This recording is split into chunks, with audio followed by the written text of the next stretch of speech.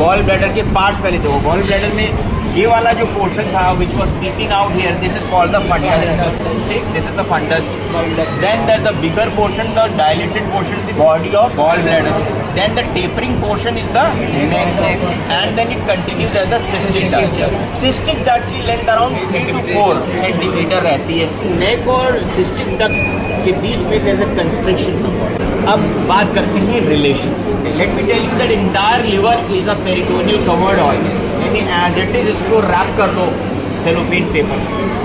So all the things on outside will get covered with peritoneum. So that means the fundus here is covered by peritoneum from all the sides. तो fundus के anterior relation में क्या आएगा? Anterior abdominal wall. Funds चूंकि बाहर निकल रहा है, so this will be touching the anterior abdominal wall just below the tip of the ninth posterior body. What will be in posterior relation to the fundus? It will be the right end of the transverse colon. That means the hepatic flexion. Then we'll talk about the body. So body you have seen is this. ये body का liver की जो orientation है, मैंने पहले ही बताया था कि अगर आप इसको IBC मान के चलो, this IBC actually passes through the liver encroach करते हुए। तो अगर ये IBC है, IBC has a vertical course, तो ये आ जाएगी आपके anatomical position. That means this is the posterior surface and the inferior surface. Gall bladder actually is on the inferior surface. ठीक, तो इस वजह से हम जब गॉल ब्लैडर के रिलेशन की बात करेंगे बॉडी के, will talk about it superior, antero superior and postero inferior.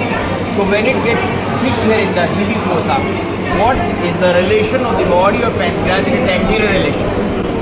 Antero-superior relation. Quadrature of the liver. Liver parenchyma से direct touch में intimately without any peritoneal line. What will be the posterior-inferior relation of the body? याद रखना ये L1, L2, L3 के right side में होता है. So it is actually crossing the right into the transverse colon.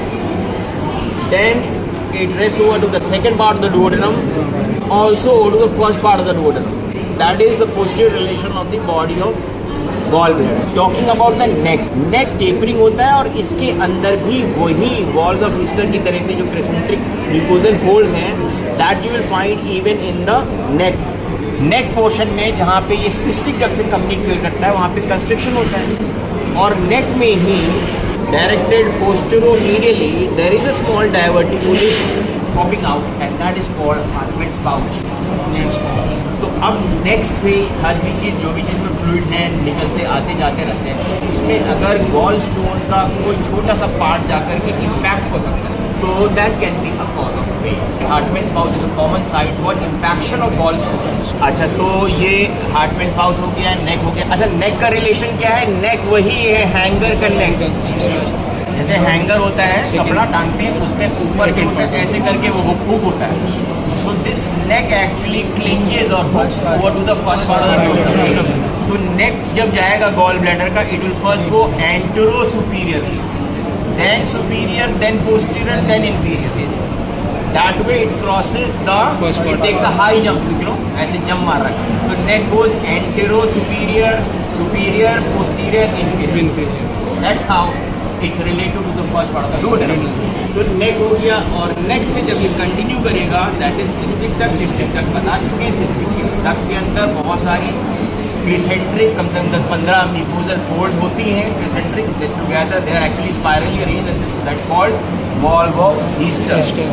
इस valve of Lister का purpose क्या है कि बाइल को होल्ड करके रखना है और इनकमिंग एंड आउटगोइंग, यानी कि it is a to and fro valve, means bi directional है. तो इसलिए ये ट्रू वॉल्व नहीं है, ट्रू वॉल्व डायरेक्शन होता है. तो अगर बंदा उलट जाए, किसी और करवट से लेट जाए, तो ऐसा ना हो कि बाइल ड्रिबल कर जाए होल्ड करने. अब जब ये इसमें सिस्टिक डक्ट खुलेगी अक्यूट एंगल पे, किसमें?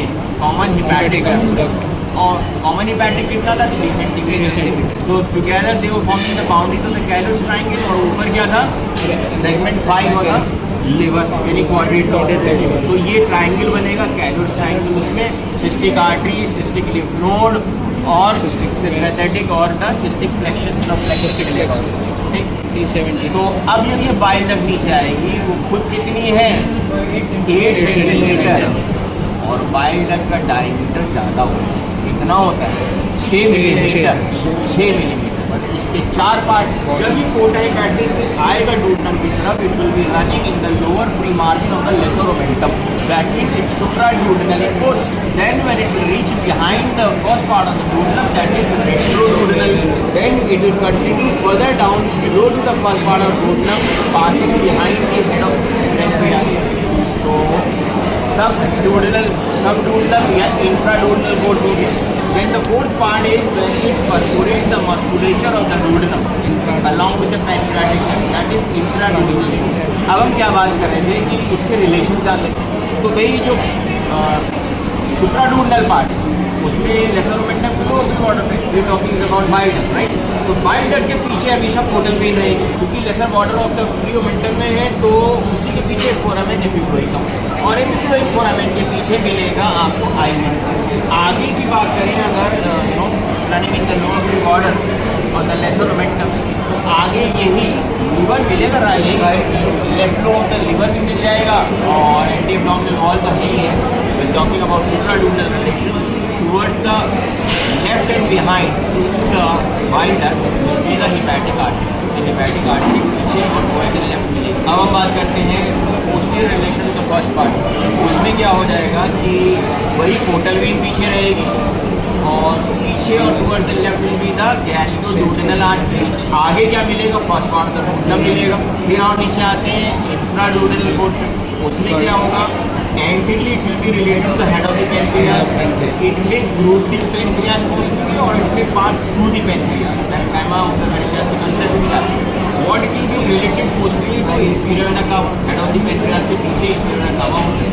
अब जब ये अंदर आए, यानी कि fourth part is intraduodenal which is running in the musculature, तो वहाँ मेजर पैनक्रियाटिक डक्ट मुड़ के एम्पुला वाटर बनाता है। उस जगह पे अगर देखें पैनक्रियाटिक एम्पुला बनता है, एम्पुला के टर्मिनल पे एक और स्ट्रक्चर बॉडी, और वो खुलता है major duodenal pancreas.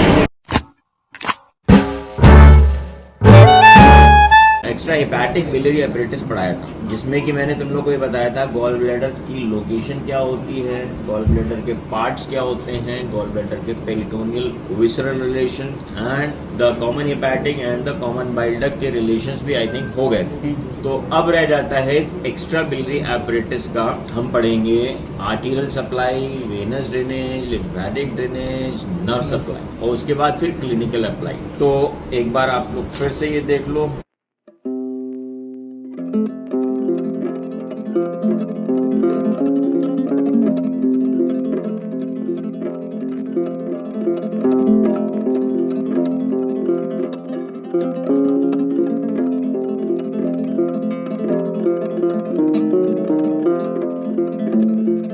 Arterial supply की अगर बात करें तो पूरे सिस्टम में chief blood supply is from the cystic artery. तो ये सिस्टिक आर्टरी किसकी ब्रांच है, राइट हिपैटिक आर्टरी की ब्रांच है। Remember right hepatic was supplying the bigger lobe, तो पोर्टा हेपेटिस में it was going to the right, and GB also it is in relation with the right lobe of the liver. तो cystic artery उसी right hepatic artery की branch है। तो ये जब निकलेगी तो it will cross from behind to the common hepatic duct, ये neck of the gall bladder पे पहुंचेगी, और neck of the gall bladder पे पहुंच के it will split into its two branches, superficial and deep branch. So it will supply blood to the gallbladder, the cystic duct, the hepatic ducts and the common hepatic, means upper 1/3 of the biliary tract का major portion cystic artery से perfused है। Talking about the lower portion जो कि bile duct proper है, उसकी blood supply obviously if you remember there was an artery running behind the first part of the duodenum. What artery was that? Gastroduodenal. After crossing this first part, it reaches to the head of pancreas, and on the inner surface of inner or towards the left surface of the second part of the duodenum, where it splits into its two branches. Superior pancreatic duodenal actually splits into a anterior and a posterior twig. Anterior was running anteriorly, posterior was running behind. So this posterior, because the bile duct was passing behind the head of the pancreas, so the posterior superior pancreaticoduodenal artery will supply blood to the bile duct, especially the retro and infraduodenal portion, and the intraduodenal portion. However, some part, if you remember, there was this common hepatic artery. After giving the gastroduodenal, it was continuing as the hepatic artery proper, which was actually splitting into right and left. So just because the right hepatic artery was giving the cystic artery, so the right hepatic artery will also perfuse a little amount of the middle portion of the extrahepatic biliary apparatus. 3 artery नाम याद रखने हैं. अपर 1/3 में cystic artery, middle 1/3 में hepatic artery, lower 1/3 में postero superior pancreaticoduodenal artery. Talking about the venous drainage. ऐसा है ना, if you remember the gall bladder here, you can see that the gall bladder, it's like this anterior view. If you see the posterior view here, it is the posterior and this is the inferior. Gall bladder was actually adherent, right? It was sticking to the under surface of this liver on its inferior surface, and I told you there was loose areolar connective tissue in between, plus there was some canaliculi or the accessory bile ducts also draining directly into the gallbladder. So third reason why it was not being pulled, part of the venous drainage from the gallbladder directly reaches into the liver. इस gallbladder का जो upper surface है, upper क्यों कहते हैं, क्योंकि it's in like this position. Gallbladder suspended here like this. So this surface of the gallbladder, which is in contact with the inferior surface of the right lobe of the liver, जो veins होती हैं इसकी gallbladder की anterior और superior surface की, they communicate directly with the venous tributaries of the liver of the right lobe. तो वो venous drainage हो जाता है directly into the liver to the tributaries of the hepatic vein. फिर वो hepatic vein के साथ आगे बढ़ जाता है, यानी systemic circulation में चला जाता है. लेकिन क्या है कि बहुत सारा वेनस ड्रेनेज जो है उसका वो सिस्टिक वेन्स में आएगा. सिस्टिक वेन्स वही है जैसे सिस्टिक आर्टरी का कोर्स है, सिस्टिक वेन्स का भी कोर्स. तो सिस्टिक वेन्स जो है ये सब मिलके किसमें ड्रेन करेंगी? पोर्टल वेन में ड्रेन. पोर्टल वेन क्या basically right branch of the portal vein में ड्रेन करेंगी. उसके बाद जो मिडिल पोर्शन है या लोअर पोर्शन है वो डायरेक्टली पोर्टल वेन में ड्रेन करेगा, क्योंकि बाइल डक्ट और पोर्टल वेन का काफी close relation. Even in the pancreatic region, वहां पे भी नेक ऑफ पेनक्रियास के पीछे ही तो पोर्टल वेन है और वही हेड ऑफ पेनक्रियास के पीछे से ही आ रहा है बाइल डक्ट. तो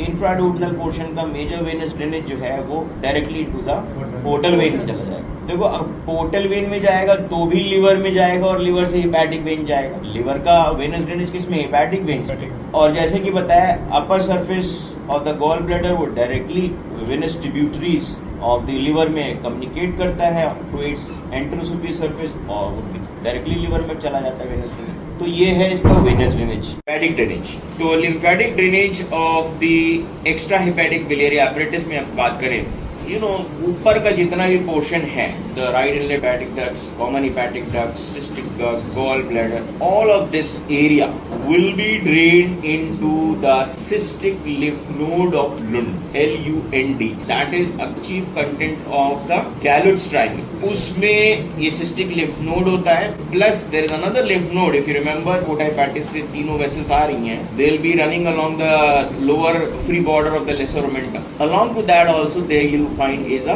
fixed lymph node. Together, if you see, there are many other small lymph nodes. Together, it's called the upper hepatic group of lymph nodes. In upper hepatic group of lymph nodes में lymph nodes की position बहुत variable होती है, लेकिन ये दो lymph nodes हैं जिनकी constant position रहती है. One is this cystic lymph node of Lund, and the other one is the lymph node along the free border of the lesser omentum in front of the foramen epiploicus. तो उस सारे का जो lymphatic है, सारा area यानी कि cystic duct का एरिया, गॉल ब्लैडर का, right left hepatic duct, common hepatic duct, सब जाके इन लिम्फ नोड्स के एफरेंट्स होंगे. फिर इनके फर्दर ऊपर चले जाएंगे तो pyloric group, hepatic group, cystic group and all आगे तक एफरेंट्स इसके पहुंचेंगे. बचा क्या? वो बाइल डक्ट प्रॉपर. तो ये जो बाइल डक्ट सीधे से behind the duodenum through the pancreas it will reach into the duodenum. इस पोर्शन का जो लिम्फेटिक जाएगा वो इंफ्रा हेपेटिक और the lower hepatic group of lymph nodes में जाएगा, जिसमें पेनक्रियाटिक और splenic group of lymph nodes important. तो ऊपर का चला जाएगा दो lymph node, cystic lymph node and the lymph node along the lesser omentum in front of foramen epiploicum. That's the lymphatic drainage. Upper portion lower वाले का जाएगा pancreatic और splenic. That is a part of the lower hepatic group of lymph nodes. अब हम बात करते हैं nerve supply of the extra hepatic biliary apparatus. तो भाई विसरा ऑटोनॉमिक स्ट्रक्चर्स में दो तरह की नर्व सप्लाई होती है, सिंपैथेटिक एंड पैरासिम्पैथेटिक. काम तीन तरह के होते हैं. एक होता है मोटर यानी स्मूथ मसल्स का कॉन्ट्रैक्शन, दूसरा होता है सिक्रीटोमोटर यानी कोई सिक्रीशंस कराने, तीसरा होता है सेंसरी एफर्ट्स। मिल के दोनों ही सिंपैथेटिक एंड पैरासिम्पैथेटिक मिल के ये तीनों काम कराते हैं। बात करते हैं इसमें पैरासिम्पैथेटिक इन्वॉल्वमेंट। तो पैरासिम्पैथेटिक इन्वॉल्वमेंट जो है वो है इसमें राइट एंड लेफ्ट वेगस के थ्रू। सिंपैथेटिक इसका आएगा T7, 8 and 9, that is through the greater splanchnic nerves.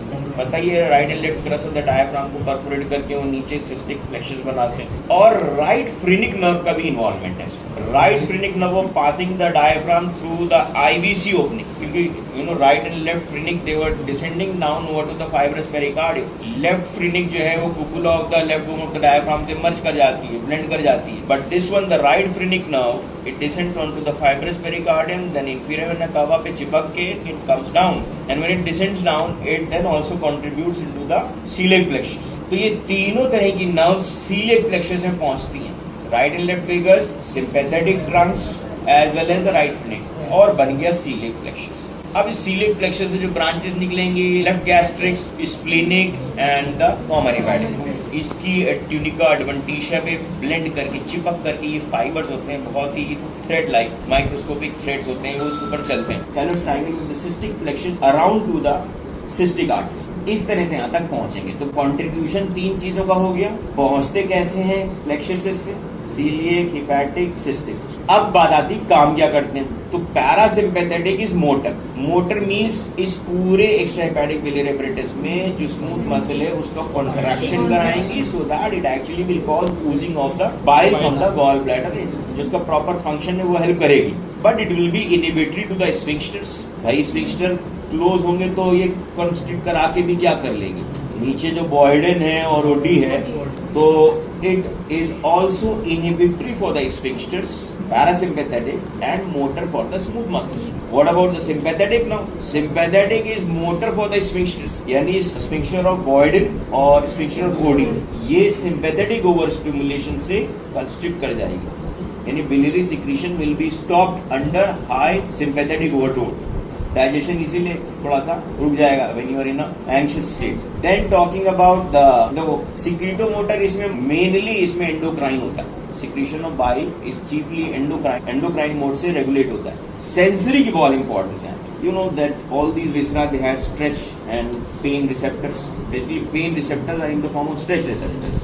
Normally viscera में pain नहीं होता unless they get stretched. तो वो stretch receptors के थ्रू पेन आएगा। अब पेन इन तीनों रास्तों से आएगा। देखो ये तुम्हारा क्वेश्चन आता है क्लिनिकल अप्लाइड में several times regarding the referred pain of polycystitis. तो अभी क्या होगा कि गॉल ब्लैडर इन्फ्लेम्ड हो गया है, जब गॉल ब्लैडर इन्फ्लेम्ड हो जाएगा तो सूजेगा, फिर क्या होगा उसमें से मिनरल्स तो एब्जॉर्ब होंगे बट ऑर्गेनिक कंपाउंड्स कोलेस्ट्रॉल वगैरह नहीं होगा, and that will be lead to a concentrated bile with precipitated cholesterol, maybe longer duration it might lead to the stone formation, और वो हार्टमैन पाउच में इम्पैक्ट कर जाएगा तो और जल्दी ब्लॉक हो जाएगा। ये सब कहानी तुमको हम पढ़ा चुके हैं पहले। अभी हम बात कर रहे थे regarding the referred pain from all these three sources, sensory effort. तो अगर वेगस के थ्रू ये पेन आता है गॉल ब्लैडर का, स्ट्रेचेबिलिटी का पेन आएगा, तो वेगस का जो है referred area epigastric actually stomach पे आएगा अलोंग सिस्टिक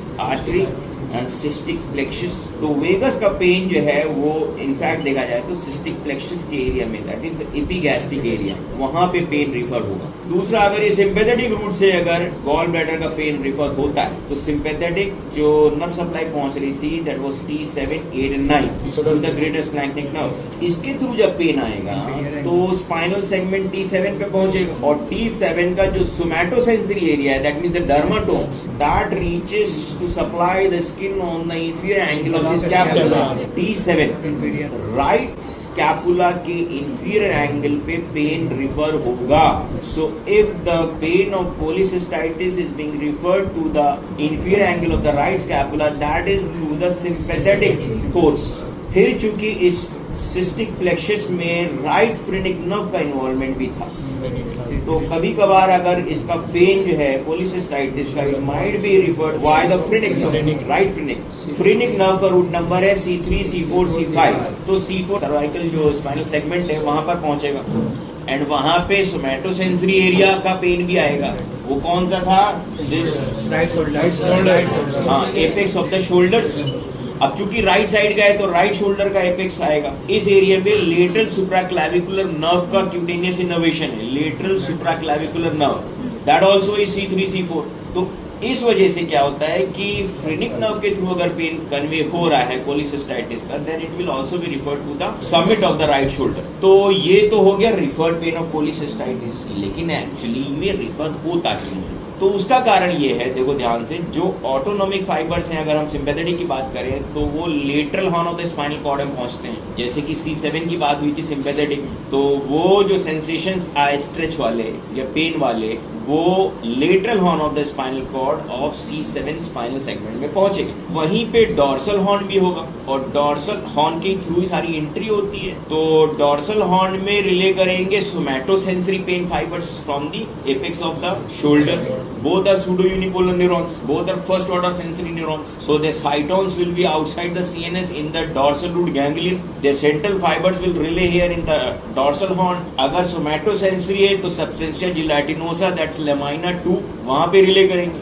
और ये जो ये वाले आते हैं सिंपैथेटिक, ये डॉर्सल हॉर्न से घूम के फिर अंदर लेटरल हॉर्न में रिले करेंगे। इनके बीच में होते हैं इंटरनेशनल न्यूरॉन्स, कम्युनिकेटिंग न्यूरॉन्स। अब ये फर्स्ट ऑर्डर से जो सेकंड ऑर्डर न्यूरॉन्स निकलेंगे आफ्टर साइनैप्सिस, वो क्रॉस करेंगे median plane from this grey, यानी कि राइट साइडेड ग्रे मैटर से लेफ्ट साइडेड ग्रे मैटर में आएंगे via the commissural band and will reach to the opposite side. Opposite side के white fibre, यानी कि the area of the spinal cord और outside to the grey matter is the white portion, ठीक है, जिसमें funiculus कहते हैं, anterior funiculus, dorsal funiculus and the lateral funiculus. वहां पे जब ये पहुंचेंगे और फिर वहां से ये एसेंड करेंगे in the spinal cord in the form of spinothalamic tract. अगर पेन की बात करेंगे तो दिल भी लेटरल स्पाइनोथैलेमिक ट्रैक्ट, तो ये लेटरल फ्यूनिकुलस में एसेंड करेंगे फाइबर, सेकंड ऑर्डर न्यूरॉन्स, और ये सीधे जाके थैलेमस में रिले करेंगे। थैलेमस से थर्ड ऑर्डर न्यूरॉन्स कन्वे करेंगे, साइनैप्स होगा। तो थर्ड ऑर्डर न्यूरॉन्स फिर ब्रेन के हायर सेंटर्स में, if you read about brain, तो सेंट्रल सर्कस के पीछे जो गायरस है, that is the post central gyrus, that is the primary sensory area, Brodmann's area number 3, 1 and 2, वहां जाके ये रिले करेंगे। अब वो हायर सेंटर क्या समझता है, जब पेन पहुंचता है वो समझता है कि हमको C4 in case of phrenic and T7 in case of sympathetic, in spinal segment से हमारे तक पेन की इंफॉर्मेशन आई है। तो अब वो दोनों ही जगह पेन फील होता है, दैट इज रिफर्ड पेन, यानी कि विसरा का पेन हमको व्यतीत होता है कि वो यहाँ पे हो रहा है, और फ्रेनिक के केस में। और अगर सिंपैथेटिक के केस में तो फील होगा कि right inferior angle scapular triangle, तो पेन जबकि वहां पे कोई कारण नहीं हो रहा है लेकिन रिफर हो रहा है, तो इस वजह से ये रिफर्ड पेन ऑफ कोलिसिस्टाइटिस कहलाता है। We are right here now talking about the hollow viscera and the mucosal force, ठीक है। तो हॉलो विसरा में एक तो GI है, पूरा GIT is a hollow viscera. You have vessels, you have gall bladder, extra hepatic biliary apparatus, ये भी हॉलो विसरा है। इसके अलावा हॉलो विसरा में क्या आता है, एक्सक्रीटरी सिस्टम, इसमें renal, pelvis, ureter, bladder, urethra, ये सब है। तो याद रखना, हिस्टोलॉजिकली ही बता रहा हूँ, GIT में 4 लेयर होती है। आउटसाइड टू इनसाइड अगर चलोगे तो serosa, which may or may not be there. If it's a peritoneal covered structure, then serosa. If not covered by peritoneum, then tunica adventitia. From outside to inside, then you have is a longitudinal muscle layer. Then you have a circular oblique stomach में आएगा वो innermost. Then उसके बाद सब mucosa अंदर आ जाएगा, उसके बाद आ जाएगा म्यूकोजा। सब म्यूकोजा और म्यूकोजा के बीच में जो सेपरेशन होता है, that is because of muscularis mucosae. तो म्यूकोजा के जो 3 लेयर्स हो गए, one is lining epithelium, lamina propria and muscularis mucosa. ये जो प्रोटोटाइप है GIT का 4 लेयर्स का, ये एक्स्ट्रा GI हॉलो विसरा में कहां और मिलेगा? बाकी सारा hollow viscera is made up of 3 layers. Extra GI hollow viscera is made up of 3 layers. That includes the excretory system, reproductive system जैसे vas deferens, fallopian tubes, uterus, arteries and veins, abdominal aorta, IVC. Everywhere you find is 3 layers. एक ही जगह जहां ये 4 layer मिल जाएंगे, that is gall bladder. बस gall bladder में फर्क ये है कि म्यूकोजा के बाद सब म्यूकोजा नहीं मिलेगा। Mucosa is directly resting on the muscular. उसके बाद there is a fibrous layer यानी कि जिसमें वेसल्स रनिंग, और फिर एक सिरोसा भी होगी, चूंकि गॉल ब्लैडर की anterosuperior surface was without a peritoneum but posterior inferior surface with a peritoneal covering. तो गॉल ब्लैडर की स्लाइड में कुछ जगह आपको सिरोसा मिलेगा, कुछ जगह ट्यूनिका एडवेंटिशियम मिलेगा। बट क्या है कि गॉल ब्लैडर में इसीलिए इसको सेकंड और थर्ड लेयर को मिला के फाइब्रोमस्कुलर लेयर बोलते हैं। अदरवाइज सारी जगहों पे आपको 3 लेयर मिलेंगे, आर्टरी में tunica intima, endothelium, then tunica media, इसमें इलास्टिक और स्मूथ मसल्स होते हैं, and outer is adventitium. Uterus में endometrium, myometrium, perimetrium. Fallopian tubes में भी यही रहेगा, वॉस डिफरेंस में भी यही रहेगा। तो अब जब ये बाइल डक्ट नीचे आएगी, वो खुद कितनी है 8 सेंटीमीटर, और बाइल डक्ट का डायमीटर ज्यादा होता है। कितना होता है 6 मिलीमीटर, 6 मिलीमीटर। तो ये सोचिए कि यूरेटर का डायमीटर थोड़ा कम होता है, लगभग 3-4 मिलीमीटर।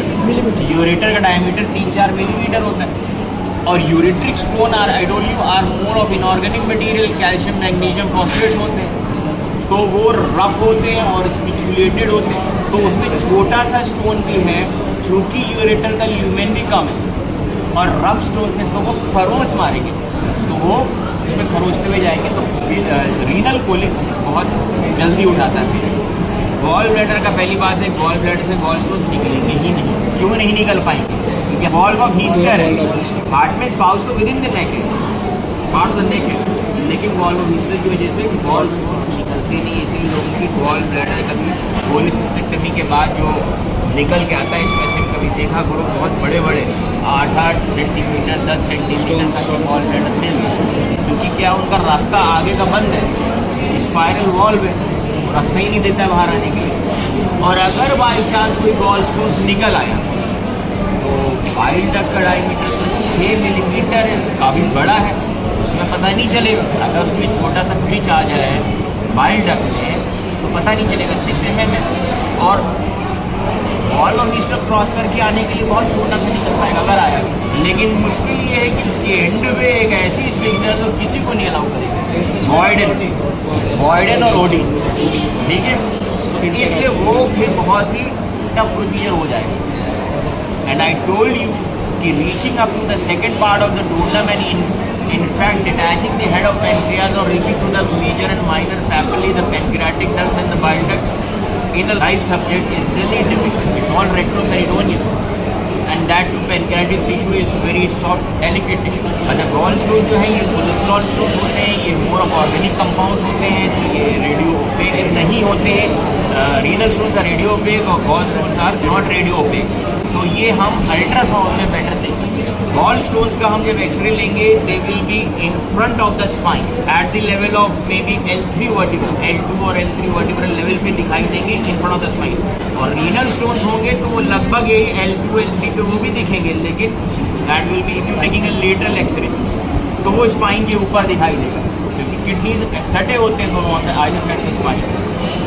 गॉल ब्लैडर आगे, गॉल स्टोन भी L3 L2 पे लेवल पे दिखेंगे, बट स्पाइन के आगे दिखाएंगे। लेकिन एक्सरे में कब दिखेंगे? जब आप रेडियो पे डायल होगी, और रीनल स्टोन आपको स्पाइन के ऊपर दिखेंगे L3 L2 level. Clinical point इसका ये सबसे पहली बात, ऑब्स्ट्रक्टिव जॉन्डिस रिलेटेड बात करते हैं, यानी कि obstruction of the biliary flow. क्या क्या कारण हो सकते हैं? जैसे कि बाइल तो बन रहा है, सिंथेसाइज हो रहा है लिवर से, it's being drained from the liver, तो they might be some intrahepatic causes of obstruction of the biliary flow, might be extrahepatic causes. तो ऐसे क्या कारण हो सकते हैं जिसमें लिवर के कारण क्या है कि बाइल फ्लो रुक जाए? cirrhosis of liver, fatty liver, there might be parasitic infection, hereditiform cysts होते हैं, abscesses होते हैं, और carcinoma of the liver हो सकता है, angiomas हो सकते हैं। अगर तुम इसमें हिस्टोलॉजी पढ़ोगे लिवर के, तो जब पढ़ोगे उसमें पोर्टल ट्राइड्स होते हैं। पोर्टल ट्राइड्स में ब्रांचेस, हम पोर्टल वेन की एंट्री ले रहे हैं लिवर में, तो ट्रिब्यूटरीज नहीं। So in the portal triads there will be branches of the portal vein, branches the hepatic artery and tributaries or the canaliculi of the bile duct। ये canaliculi के through ही bile collect होकर के बाहर right and left hepatic duct से आता है। वो canaliculi which are draining the synthesized bile, वो अगर प्रेस हो जाएं, कॉम्प्रेस्ड हो जाएं because of any tumour, any cyst, any malignancy with in the liver, drain नहीं हो रहा है डोडनम में, वो क्या होगा, वो ब्लड में ultimately through the venous and the lymphatic channels वो पहुंच जाएगा ब्लड में और हो जाएगा जॉन्डिस, ऑब्स्ट्रक्टिव जॉन्डिस यानी कि पीलिया, और उससे यूरिन का कलर डार्क हो जाएगा। अब बात करते हैं एक्स्ट्रा हेपेटिक कॉजेज की। एक्स्ट्रा हेपेटिक कॉजेज का मतलब ये जो बाइल डक्ट है या right and left bile duct, common hepatic, cystic thing, तो इसमें commonest cause is the gall stones. जैसे मैंने बताया था कि गॉल स्टोन्स जो हैं कोलेस्ट्रॉल स्टोन्स होते हैं। अब क्या है, उसमें हार्टमैन्स पाउच भी होता है, स्पाइरल वॉल्व होता है, तो ऐसे बड़े स्टोन्स तो नहीं निकल सकते गॉल ब्लैडर से, हार्टमैन्स पाउच में इम्पैक्ट हो जाते हैं, बट सेल्डम समटाइम्स वो स्मॉल छोटे छोटे से जो चूरा होता है उसका स्टोन्स का, वो ड्रिबल कर सकता है। सो अगर ये आ जाएगा इसमें बाइल डक्ट में, पहले मैंने बताया था कि बाइल डक्ट का ल्यूमिनल डायमीटर 6 mm है, काफी बड़ा रहता है, तो बाइल डक्ट में तो नहीं रुक पाएगा इतनी आसानी से। अगर कोई स्ट्रक्चर हो, कंप्रेशन हो रहा हो, अलग बात, बट अल्टीमेटली वो नीचे स्फिंक्टर पोलिडोकस पे आके रुकेगा। तो अल्टीमेटली अगर उसने ब्लॉक कर दिया है बिलियरी फ्लो को even in this bile duct और एट द स्फिंक्टर लेवल, तो बाइल का फ्लो रुक गया डुओडेनम में। तो एक तो ये हो सकता है कोलीलिथियासिस वाला। दूसरा कारण हो सकता है this bile duct might be compressed from forces from outside, जैसे कार्सिनोमा पैनक्रियाज बड़ा कॉमन है। I told you sometimes there might be annular pancreas encircling the second part of the duodenum, ठीक है, तो उसमें भी बाइल डक्ट कंप्रेस होगा। Pancreatitis आज ही पढ़ाया था, पैनक्रियाटाइटिस भी होगा तो उसकी इन्फ्लेमेशन से bile duct, remember it is passing through the substance of the head of the pancreas, तो उसमें भी इन्फ्लेमेशन आएगी, वो भी स्वोलन हो जाएगा, तो नैरोइंग हो जाएगी डक्ट, ये भी कारण हो सकता है। और कोई भी एसोसिएटेड आसपास का ट्यूमर हो, इन्फ्लेमेशन हो, all that might cause compression of the bile duct, can cause extra hepatic cause of obstructive jaundice. तो अब इसमें क्या होगा, अल्टीमेटली बाइल जो बन रहा था उसका पर्पस था डुओडेनम में रिलीज होना। डुओडेनम में रिलीज नहीं होगा, one thing is emulsification of fat नहीं होगा। जब फैट इमल्सिफाई नहीं होगा तो प्रॉपर्ली डाइजेस्ट नहीं होगा, means what, your stools will become fatty, fatty stool आएगा।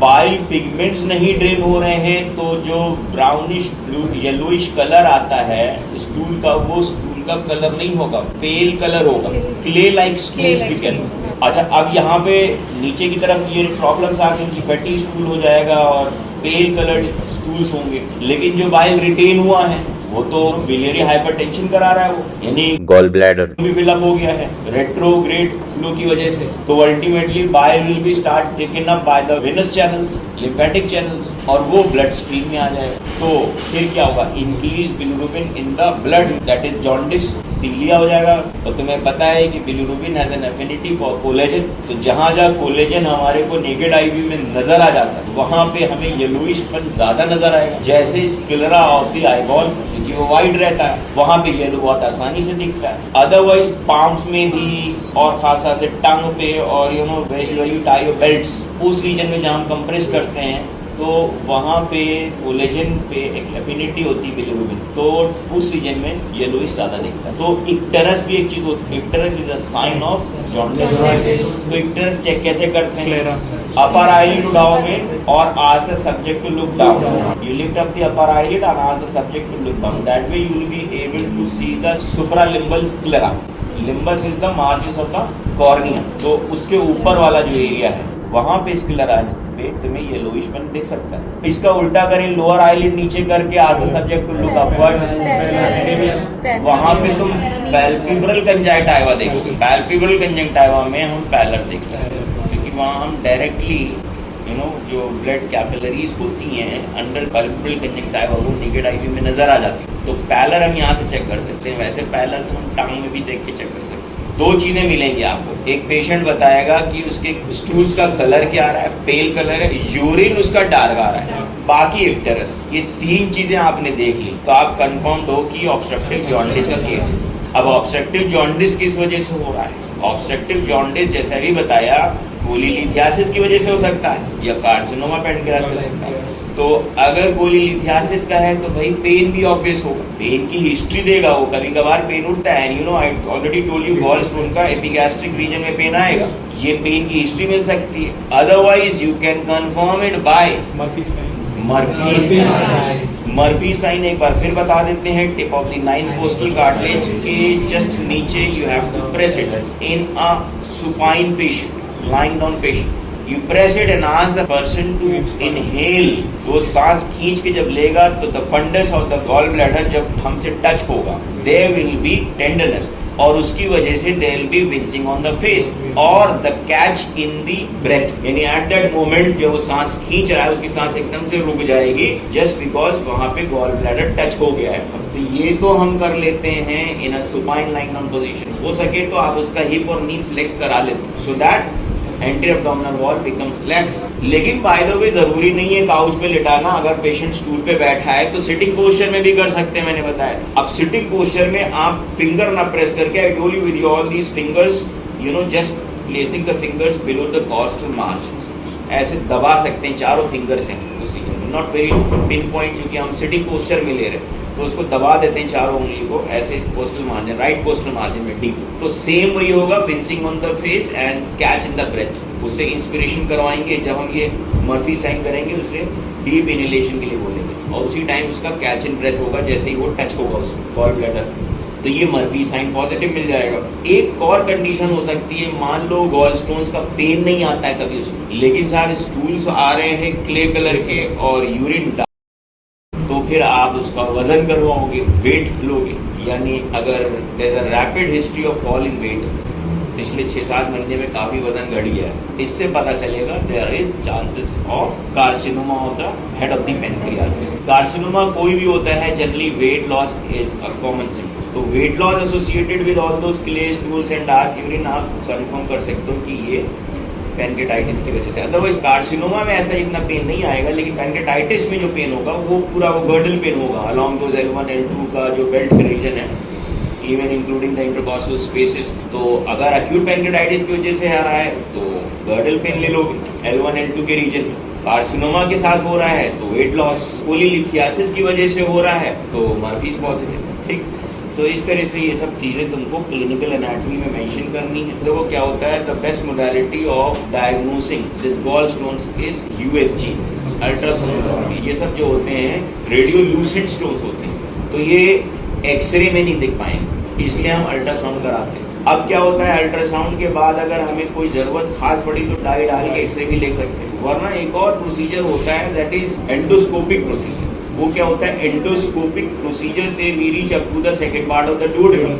वहां से through the major duodenal papilla we enter the instruments retrograde into the biliary apparatus. ठीक है, to find out any obstruction there. So that is called ERCP, endoscopic retrograde cholangiography. So that is a more advanced technique of diagnosing any strictures, any constrictions, any stones within the extra hepatic biliary apparatus. ERCP हो जाता है. तो कोरवाइजर law ये कहता है कि अगर distension हो रहा है गॉल ब्लैडर में, अल्ट्रासाउंड में देखने को मिल रहा है, तो इसका मतलब है आप ये सोचो कि कोई रीजन बाहर से है जो उसको दबा रहा है. ठीक है, अब गॉल स्टोन्स में be in the biliary tract, not in the gall bladder, outside the gall bladder, और they might be carcinoma head of pancreas. तो इससे पता चलता है कि गॉल स्टोन्स होने से गॉल ब्लैडर खुलेगा नहीं. क्यों नहीं खुलेगा, अगर सोचो इट्स म्यूकोजल लाइनिंग इनसाइड. कल मैंने हिस्टोलॉजी में गॉल ब्लैडर भी बताया था. तो जो उसके अंदर भी काफी सारे विलस प्रोजेक्शंस होते हैं, म्यूकोजल फोल्ड्स होते हैं. किसी एक स्पेसिमेन में हम लोग इनसाइड ऑफ गॉल ब्लैडर भी देख लेंगे, याद दिला देना मुझे, मैं इसका करवा दूंगा. तो अंदर जो म्यूकोजा होती है उसमें ये इम्पैक्टेड स्टोन्स होते हैं. और जैसे मैंने बताया था कि लाइव सब्जेक्ट में कोई भी म्यूकोजल सरफेस पे अगर long time wither and tear and abrasions हो रहा है तो उसमें फाइब्रोसिस होने लगती है, हीलिंग होने लगती है, आपस में टिश्यूज चिपकने लगते हैं. फॉर लॉन्ग टाइम वो म्यूकोजा में फाइब्रोसिस कराने लगती है. And because of that associated fibrosis, instead of dilatation of the gallbladder starts shrinking because of the associated fibrosis. Calyx triangle मैंने तुम लोगों को बता ही दिया है. Boundaries and contents and the purpose is for cholecystectomy. ठीक है, removal of gall bladder is called cholecystectomy. फिर ये बताया था कि पोस्ट कोलिसिस्टेक्टमी इस बात का ध्यान देना होता है कि एसेसरी बिलियरी डक्ट्स होती जो कि गॉल ब्लैडर को गॉल ब्लैडर फोसा में बांधे रखती हैं। There is some minute canalicular communication between the gall bladder and the right of the liver itself. Even I told you the venous drainage sometimes from the entrosities of the surface of the gall bladder directly drains into the liver. वो communications की वजह से जब हम cholecystectomy करते हैं there is dribbling and oozing of the bile into that space fossa for the GB में। तो पोस्ट ऑपरेटिवली हमको वहां पे एक ड्रेन डालनी पड़ती है, ड्रेन लगा के छोड़ देनी पड़ती है outside to the body, so that for a few days whatever bile loses out that can be drain outside. ठीक है, अंदर रहेगा तो it might become a cause of infection, तो इसलिए ड्रेनेज के लिए बाहर लगा देते हैं। लेटर और फाइब्रोसिस आती है तो जो भी कैनालिकुलर ओपनिंग्स होती है जहाँ से बाइल यूज हो रहा है वो सब हील अप हो जाता है।